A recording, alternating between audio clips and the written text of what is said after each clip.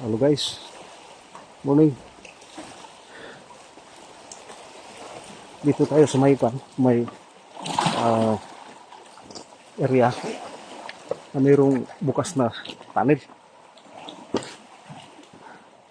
At punta natin, pasukin natin kung ano ang makikita natin dito.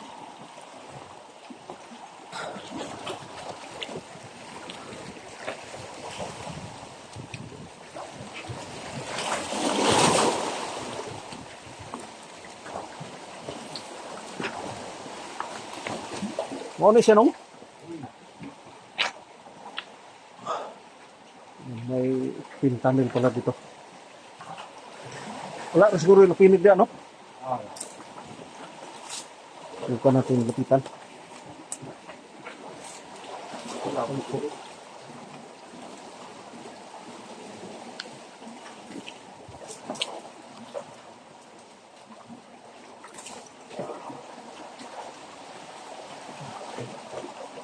Ito yung open tunnel.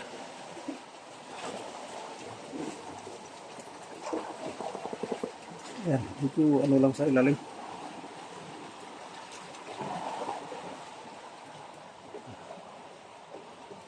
Nabar-down kasi ilalim.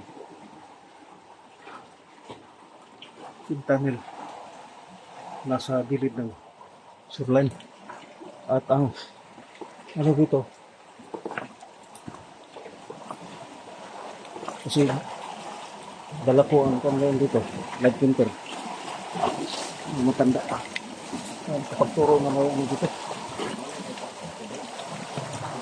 At ang bato na yan ay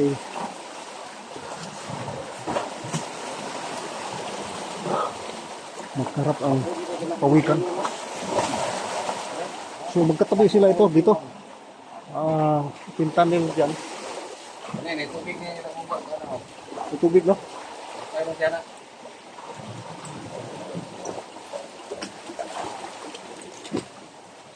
Ito lang. Medyo na ano sa ilalim. May naka harang. Diyan. May nakaharang na ba ito?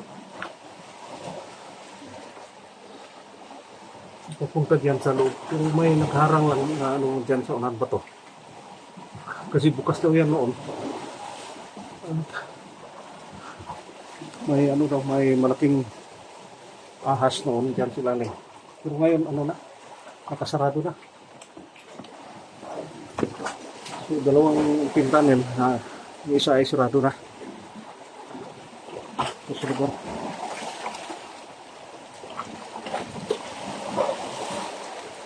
Ayan guys. Ano ito? Gilid ng pangpang.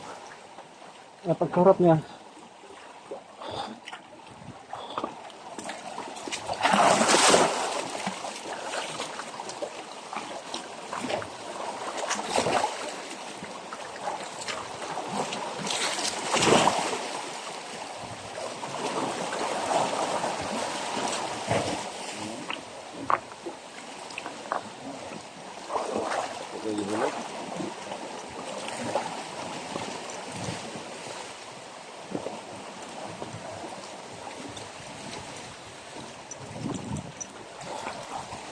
ito guys, karap niya ay isang malaking pawikan. Hindi natin malapitan kasi high tide. Diyan yung open tunnel. Yan, ito yung hugis pawikan ito sa lugar. Ayan.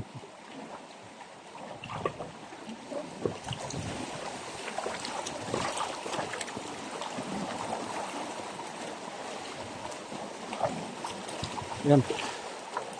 Hugis pawikan may ulo. At harap niya itong parang hugis ari ng lalaki. Ayan.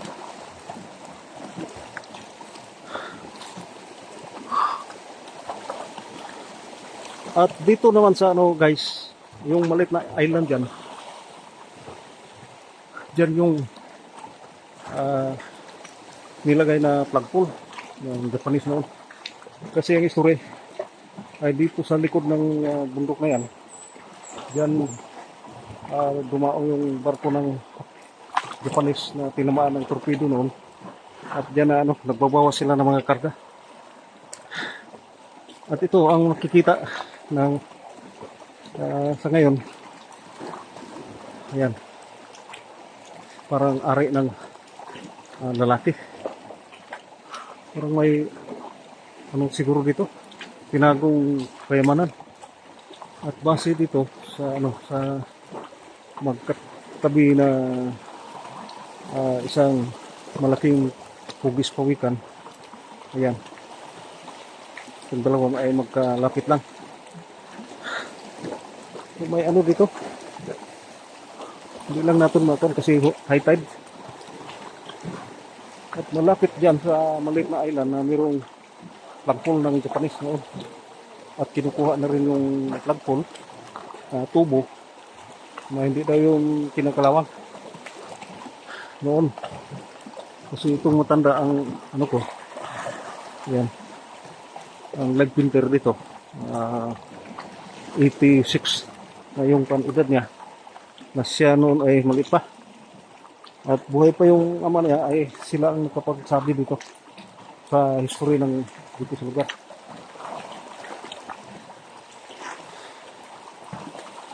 So ito guys, parang man-made siguro ito kasi may hiwa sa ibabaw. Baka may laman yan. Kaya malaki lang. Siguro 4 na tao na dipa at 4 na dipa ng tao ay kakasya na siguro.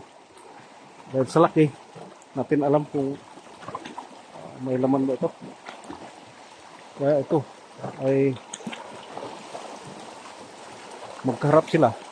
O ang pawikan ay hinaharap niya itong parang ari ng lalaki. Ayan guys. Pero yung niya, nasa likuran ng malaking pawikan ay andyan yung open tunnel. Yung dinaanan natin kanina. Andyan.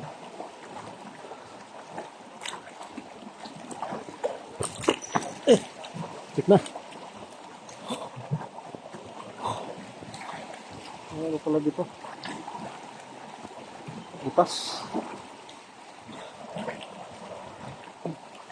Nasa ibabaw tayo ng malaking bato. So, yan guys ay magkaharap sila. Hinaharap itong pawikan na yan na bato. Hinaharap niya itong parang ari ng lalaki. At may history dito. Diyan sa unahan. Nasa mahigit 3 dipa. Mayroon daw dito. Kadina, angkla at saka kabaong. Diyan sa unahan. So, ito lang guys ang maibahagi ko sa inyo. Nasa shoreline tayo. Kaya lang medyo high tide.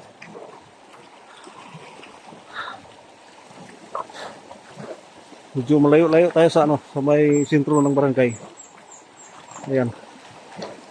At diyan sa unahan na yan ay may malaking butas, parang bilog, parang atabay na diyan sa unahan.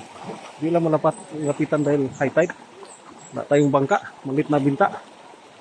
Naglalakad lang kami dito sa shoreline. 3 kami.